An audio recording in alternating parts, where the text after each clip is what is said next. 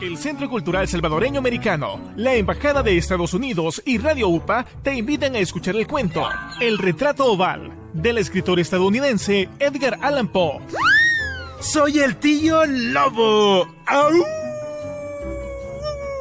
Personaje del bosque mágico de Radio UPA. Quédate en casa y disfruta de esta historia que te contaré junto a mis amigos, el pingüino, la chinita y todos los demás. ¡Au!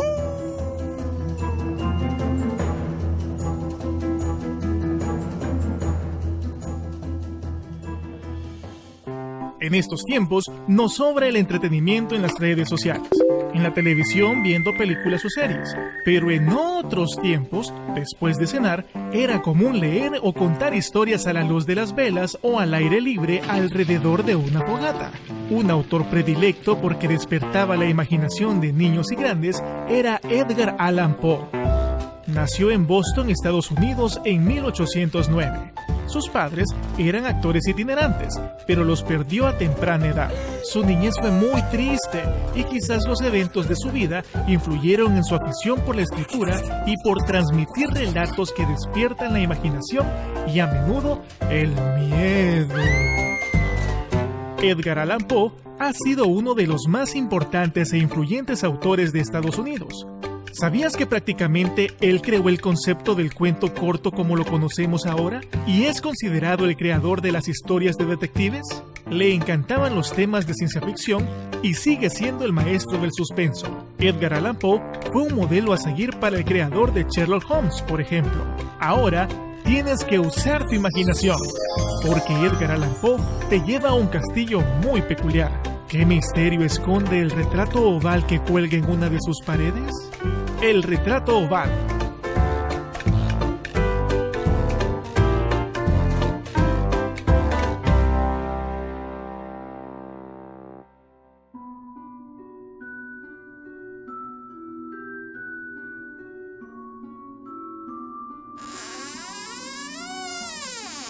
El castillo en el cual mi criado se le había ocurrido penetrar a la fuerza en vez de permitirme, mal herido como estaba, de pasar una noche a la intemperie, era uno de esos edificios mezcla de grandeza y de melancolía que durante tanto tiempo levantaron sus frentes en medio de las montañas, tanto en la realidad como en la imaginación de Mistress Radcliffe.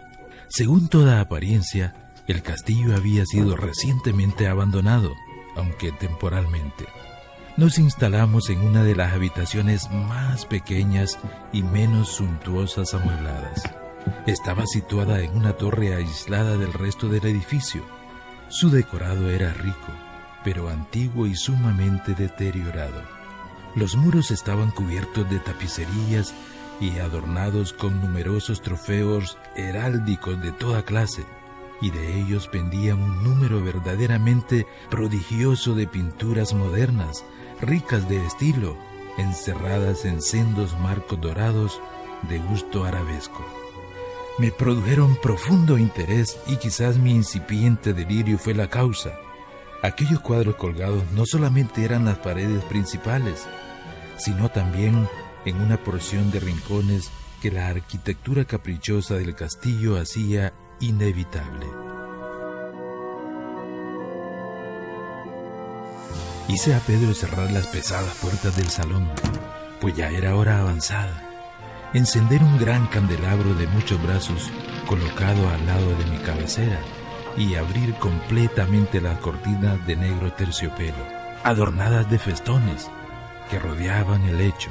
Lo quise así para poder, al menos, si no reconciliaba el sueño, distraerme alternativamente entre la contemplación de estas pinturas y la lectura de un pequeño volumen que había encontrado sobre la almohada y que trataba de su crítica y su análisis.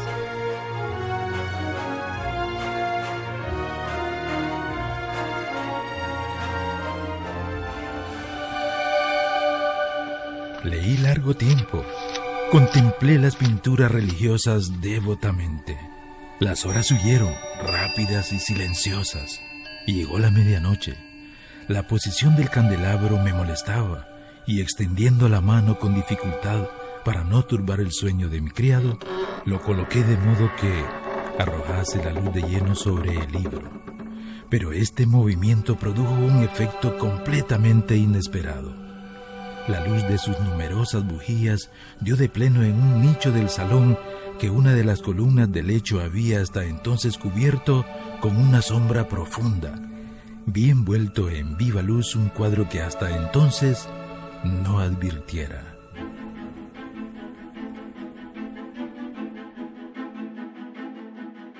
Era el retrato de una joven ya formada, casi mujer. Lo contemplé rápidamente y cerré los ojos. ¿Por qué? No me lo expliqué al principio, pero en tanto que mis ojos permanecieron cerrados, analicé rápidamente el motivo que me los hacía cerrar.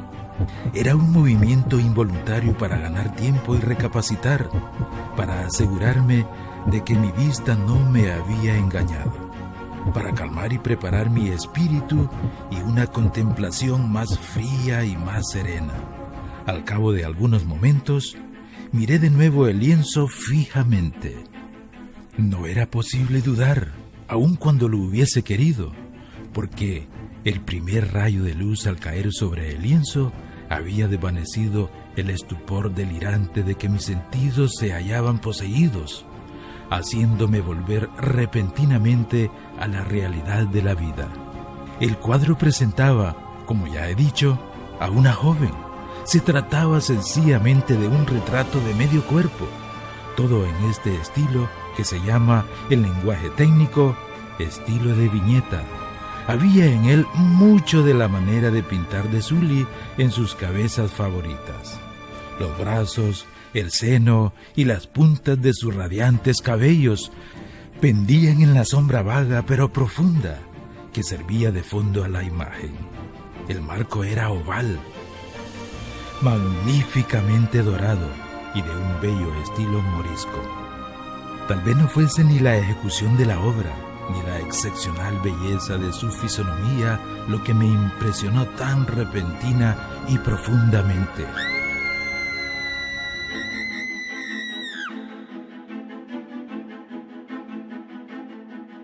No podía creer que mi imaginación, al salir de su delirio, hubiese tomado la cabeza por la de una persona viva.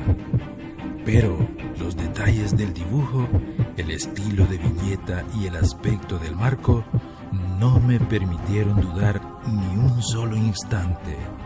Abismado en estas reflexiones, permanecí una hora entera con los ojos fijos en el retrato. Aquella inexplicable expresión de realidad y vida que al principio me hiciera estremecer, acabó por subyugarme. Lleno de terror y respeto, volví el candelabro a su primera posición y, habiendo así apartado de mi vista la causa de mi profunda agitación, me apoderé ansiosamente del volumen que contenía la historia y descripción de los cuadros. Busqué inmediatamente el número correspondiente al que marcaba el retrato oval y leí la extraña y singular historia siguiente.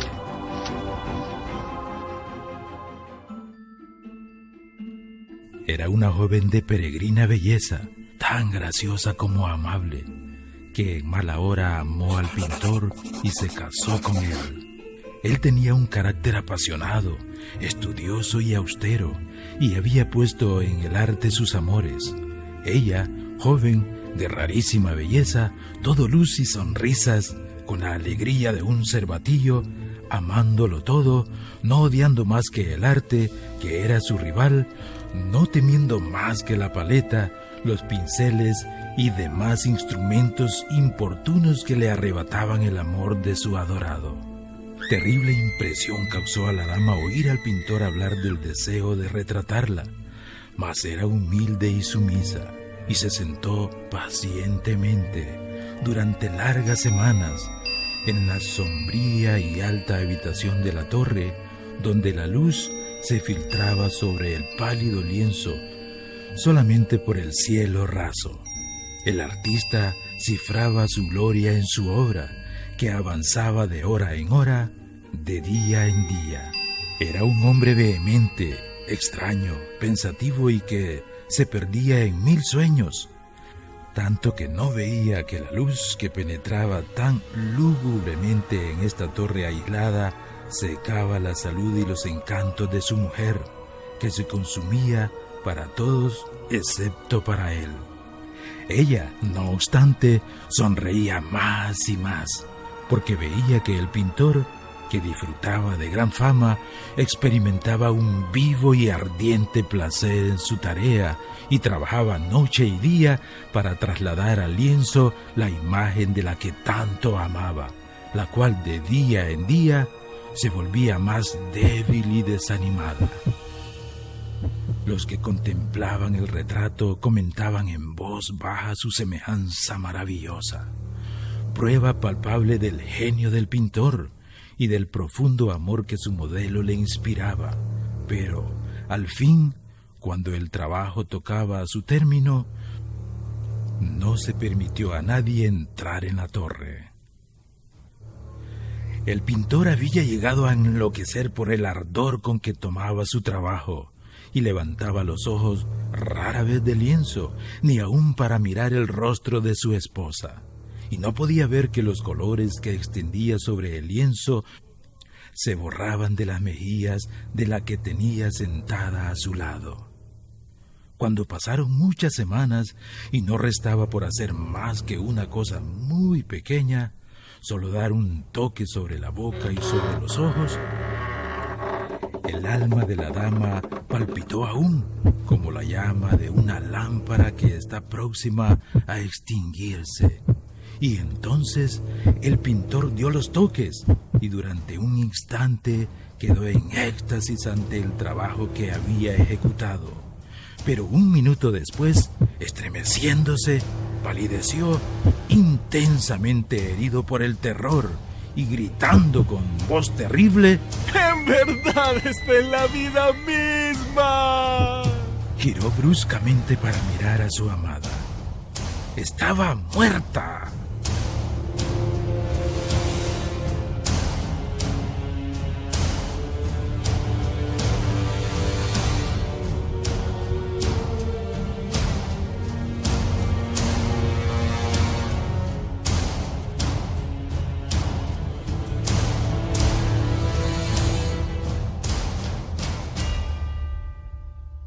Inesperado final, ¿no te parece? Pero de alguna manera, este cuento nos hace reflexionar sobre las obras maestras y la frase que seguramente has escuchado: el maestro la inmortalizó en su retrato.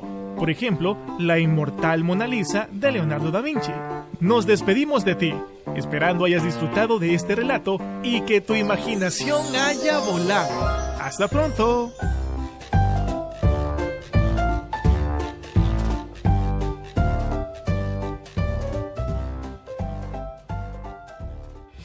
El Centro Cultural Salvadoreño Americano, la Embajada de Estados Unidos y Radio UPA presentaron el cuento El retrato oval, del escritor estadounidense Edgar Allan Poe.